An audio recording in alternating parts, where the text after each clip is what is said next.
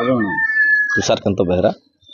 ଯୋଉ ଏବେ ଗୋଟେ ଗତକାଲି ଯୋଉ ମାନ୍ୟବର ମନ୍ତ୍ରୀ ମୁଗୁଡା ବିଧାୟକ ମୁଗୁଡା ପାଇଁ ଗୋଟେ ଦେଇଛନ୍ତି ରାସନପୁର ଚିତ୍ରଡ଼ା 12 ମାଇଲ ହେଇକି ରେଲୱେ ଲାଇନ ନୂତନ railway line 35 kilometre railway line ହବ ତାକୁ ନେଇକି ଆପଣ କଣ କହିବେ? ଇଏ ତ ନିଶ୍ଚିତ ଭାବରେ ଗୋଟେ ମୁରୁଡା ଅଞ୍ଚଳ ପାଇଁ ଗୋଟେ ଗର୍ବ ଏବଂ ଗୌରବର କଥା।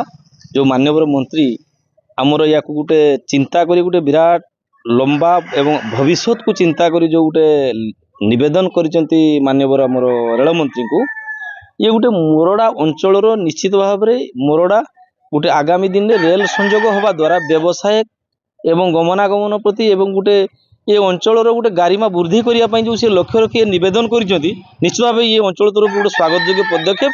ଯଦି ଏହା ପୂର୍ଣ୍ଣ ରୂପ ଧାରଣ କରେ ଏବଂ ଏ ଲାଇନରେ ରେଳ ଲାଇନ ପାସ୍ କରେ, ନିଶ୍ଚିତ ଏହା ଗୋଟେ ସ୍ୱର୍ଣ୍ଣିମ ଅକ୍ଷରରେ ତାଙ୍କ ନାମ ଏ ଅଞ୍ଚଳରେ ଲିପିବଦ୍ଧ ହେଇକି ରହିବ, ଏଥିରେ ଦ୍ୱିମତ ନାହିଁ। ଟ୍ରେନକୁ ଏଇ ଯିବାର ପ୍ରସ୍ତାବ ହୋଇଛି, ତାକୁ କେମିତି ଦେଖୁଛନ୍ତି, କଣ କହିବେ?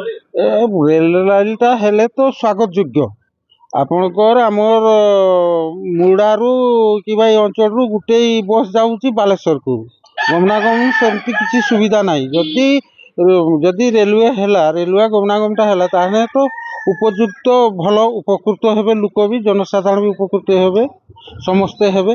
କିନ୍ତୁ ଯଦି ଚକୁଳିଆ ଭଳିଆ ଯଦି ରେଳ ଲାଇନ ଭଳିଆ ଯଦି ସେରକମ ଫାଇଲରେ ପଡ଼ି ରହିଥିବ, ତାହେଲେ ସେଟା ତ ଠିକ୍ ହେବନି। ଯଦି କାର୍ଯ୍ୟକାରୀ ହେବ ତାହେଲେ ଅତି ଉତ୍ତମ, ଅତି ଭଲ କଥା ରହିଛି। ଭାଇଆ କଣ କହିବେ, ଏ ପ୍ରସ୍ତାବ କେମିତି ଦେଖୁଛନ୍ତି, କଣ କହିବା ପାଇଁ ଚାହେଁ? ନିଶ୍ଚିତ ମନ୍ତ୍ରୀ ଯେଉଁ ପ୍ରସ୍ତାବ ଦେଇଛନ୍ତି, ବିଶେଷ କରି ମୋରଡ଼ା ବିଧାୟକ ରାଜ୍ୟର ନଗର ଉନ୍ନୟନ ମନ୍ତ୍ରୀ ଯେଉଁ ପ୍ରସ୍ତାବ ଦେଇଛନ୍ତି, ନିଶ୍ଚିତ ସେଇଟା ସ୍ୱାଗତ ଯୋଗ୍ୟ ପଦକ୍ଷେପ। ଏ ବାବଦରେ ସିଏ ଆମର ରେଲୱେ ମନ୍ତ୍ରୀ ଶ୍ରୀଯୁକ୍ତ ଅଶ୍ୱିନୀ ବୈଷ୍ଣବଙ୍କୁ ଏ ବାବଦରେ ଜଣାଇଛନ୍ତି ଯେ ଆମର ବସ୍ତାରୁ ବାରିପଦା ପର୍ଯ୍ୟନ୍ତ ରେଳ ଲାଇନର ବିକାଶ କରିବା ପାଇଁ ଯେଉଁ ପ୍ରସ୍ତାବ ଦେଇଛନ୍ତି, ଅତି ନିଶ୍ଚିନ୍ତ ସବୁ ମହଲରେ ଏହାକୁ ସ୍ୱାଗତ କରାଯାଇଛି। କିନ୍ତୁ ପ୍ରସ୍ତାବ ଦେବାଟା, ଚିଠି ଲେଖିବାଟା ନିଶ୍ଚିତ ଆମେ ନିଶ୍ଚିତ ଆମ ଲୋକଙ୍କ ଭିତରେ ଗୋଟେ ଆଶା ସଞ୍ଚାର ସୃଷ୍ଟି ହେଇଛି। କିନ୍ତୁ ଯଦି ତାହା ପର ପର୍ଯ୍ୟାୟରେ ଯଦି କୋଲ୍ଡ ଷ୍ଟୋରେଜରେ ରହିଲା ଭଳିଆ ରହିଯିବ, ଯଦି ବାସ୍ତବ ରୂପ ନ ନେବ, ତେବେ ସେ ପ୍ରସ୍ତାବର ମାନେ କିଛି ରହିବନି। କିନ୍ତୁ ଯେହେତୁ ସେ ଗୋଟେ ରେଳ ଲାଇନର ବିକାଶ ହେଲେ ଗମନାଗମନର ସୁବିଧା ହେବ, ତାପରେ ଦୁଇରେ ଲୋକଙ୍କର ବ୍ୟବସାୟ ବାଣିଜ୍ୟ ବୃଦ୍ଧି ହେବ, ଲୋକ ଯାତାୟାତର ସୁବିଧା ପାଇବେ, ନିଶ୍ଚିତ ଅଞ୍ଚଳର ବିକାଶ ହେବ। ରେଲୱେ ଲାଇନର ବିକାଶ ହେଲେ, ରେଲୱେ ଲାଇନ ହେଲେ ବା ଆମର ବସ୍ତାରୁ ଆମର ବାରିପଦା ପର୍ଯ୍ୟନ୍ତ ନିଶ୍ଚିତ ଅଞ୍ଚଳର ବିକାଶ ହେବ, ସେଥିରେ କିଛି ଦ୍ୱିମତ ହେବାର ନାହିଁ। କିନ୍ତୁ ଚିଠିଟା ଯେଉଁ ଲେଖିକି ଦେଲେ, ପ୍ରସ୍ତାବ ଯେଉଁ ରେଲୱେ ମନ୍ତ୍ରୀକି ଦେଲେ, ଯେମିତି ତାହାର କାର୍ଯ୍ୟକାରିତା ବାବଦରେ ସେ ଯଥେଷ୍ଟ ଯତ୍ନବାନ ହେବା ଦରକାର, ଯେମିତି ଏହା ତୁରନ୍ତ ତ୍ୱରିତ ଗତିରେ କେମିତି ହେଇପାରିବ, ସେ ବାବଦରେ ମଧ୍ୟ ସେ ମାନ୍ୟବର ମନ୍ତ୍ରୀ ଆମର ରେଳମନ୍ତ୍ରୀଙ୍କ ଦୃଷ୍ଟି ଆକର୍ଷଣ କଲେ ଏଇ ପ୍ରୋଜେକ୍ଟଟି ମାନେ ତ୍ୱରିତ ଗତିରେ ହେବାର ସମ୍ଭାବନା ସୃଷ୍ଟି ହୋଇପାରେ। ଏବେ ଆପଣଙ୍କ ସବୁଠୁ ବଡ଼ କଥା ହେଉଛି ମୋଗଡ଼ା ନିର୍ବାଚନ ମଣ୍ଡଳୀର ମୁଖ୍ୟ ଯେଉଁ ରହିଛି ମୋଗଡ଼ା ବଜାର, ସେଠୁ ମାତ୍ର ଗୋଟେ ମାତ୍ର ବସ୍ ଯାଉଛି ବାଲେଶ୍ୱରକୁ, ସେମିତି କିଛି ଗମନାଗମନ ସୁବିଧା ନାହିଁ।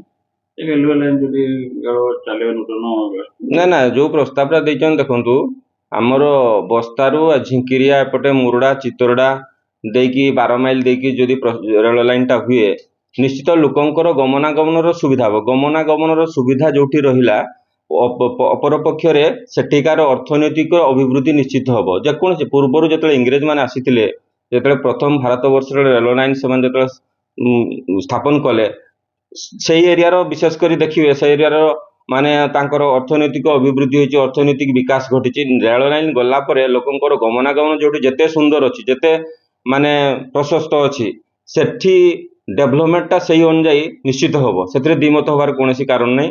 ନିଶ୍ଚିତ ବିକାଶ ହିଁ ନିଶ୍ଚିତ ହେବ। କିନ୍ତୁ ପ୍ରସ୍ତାବଟା ଦେଇକି ଆମେ ଯଦି ବସିଯିବା, ଆମେ ଯଦି ଆମର ଦାୟିତ୍ୱ ସରିଗଲା ବୋଲି ଯଦି ଭାବିବା, ତେବେ ସେ ପ୍ରସ୍ତାବର ଗୁରୁତ୍ୱାରୋପ ସେତେ ଆଗକୁ ରହିବ ବୋଲି ଆଶା କରାଯାଇନି। କିନ୍ତୁ ଏହା ପଛରେ ଯଦି ଲାଗି ରହିବେ ମାନ୍ୟବର ମନ୍ତ୍ରୀ, ତାଙ୍କ ଭିତରେ ନିଶ୍ଚିତ ଗୋଟେ ଉତ୍ସୁକତା ଅଛି, ଆଗ୍ରହ ଅଛି, ଯେ ଅଞ୍ଚଳର ବିକାଶ ପାଇଁ ସେ ରେଲୱେ ଲାଇନର ଡେଭଲପମେଣ୍ଟ ପାଇଁ ସେ ମାନ୍ୟବର ରେଲୱେ ମନ୍ତ୍ରୀଙ୍କ ବାବଦରେ ଚିଠି ଲେଖିକି ଦେଇଛନ୍ତି, ନିଶ୍ଚିତ ତାଙ୍କ ଭିତରେ ଆଗ୍ରହ ଅଛି। କିନ୍ତୁ ତାକୁ ପର ପର୍ଯ୍ୟାୟରେ କାର୍ଯ୍ୟାନ୍ୱିତ କରିବା ପାଇଁ ସେ ଯଦି ଲାଗି ରହିବେ ତାଙ୍କ ପଛରେ, ତେବେ ଆଶା କରାଯାଏ ଯଦି ଏହା ସଫଳ ହୁଏ, ନିଶ୍ଚିତ ସବୁ ମହଲରେ ଏଟା ପ୍ରଶଂସାର ସୁଅ ଛୁଟିବ। ସମସ୍ତେ ତାକୁ ଅତି ଉତ୍ସୁକତା ସହିତ ଅପେକ୍ଷା କରିଛନ୍ତି, ନିଶ୍ଚିତ ସେ ସବୁ ମହଲରେ ଲୋକ ପ୍ରଶଂସା ପାଇପାରିବେ।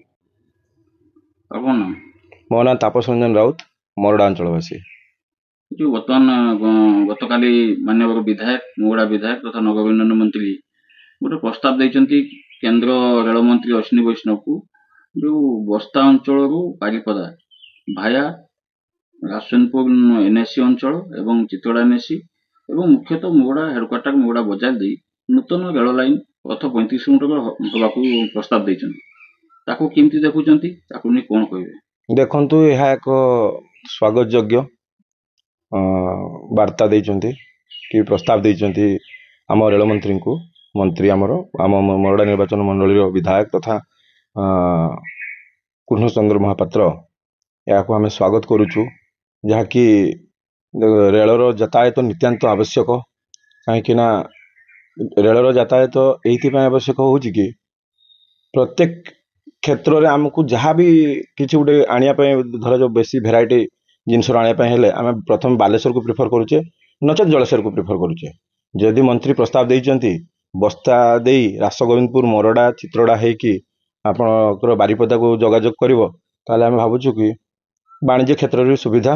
ଏବଂ ଜାଣିଥିବେ ମୟୂରଭଞ୍ଜ ଗୋଟିଏ ପର୍ଯ୍ୟଟନ ସ୍ଥଳୀର ଗନ୍ତାଘର, ଏଥିରେ କିଛି ଇଏ ନାହିଁ।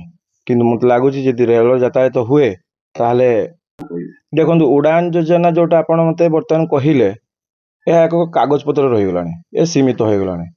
ପ୍ରଥମେ ଯେତେବେଳେ ଆମର କେନ୍ଦ୍ରମନ୍ତ୍ରୀ ବିଶ୍ଵେଶ୍ୱର ଟୁଡୁ ଥିଲେ, ସେତେବେଳେ ସେ କହୁଥିଲେ କି ମୁଁ ବହୁତ ଚେଷ୍ଟା କରୁଛି ରାସଗୋବିନ୍ଦପୁର ଏୟାର ଷ୍ଟ୍ରିପ୍କୁ ପୁନରୁଦ୍ଧ କରିବା, ମାନେ ନିର୍ମାଣ କରିବା ପାଇଁ। କିନ୍ତୁ ସେଟା ଆଜ୍ଞା କାଗଜପତ୍ର ରହିଗଲା। ଏ ପୁଣି ଡବଲ ଇଞ୍ଜିନ ସରକାର ହେଲା, ଏଥିରେ ବି ଆଜ୍ଞା ସେଇ ସେମ୍ ସିଚୁଏସନ୍। ଆଉ ଯଦି ଏଇଟା କାଗଜପତ୍ରରେ ଉଡ଼ାନ ଯୋଜନା ରହୁଛି, ମନ୍ତ୍ରୀ ଯୋଉ କାଲି ଯୋଉ ପ୍ରସ୍ତାବ ଦେଲେ ଅଶ୍ୱିନୀ ବୈଷ୍ଣବକୁ, ଏଇ ଭିତରେ ଆପଣଙ୍କର ଏଇଟା ବି ସେ କାଗଜପତ୍ର ରହିବନି ତ?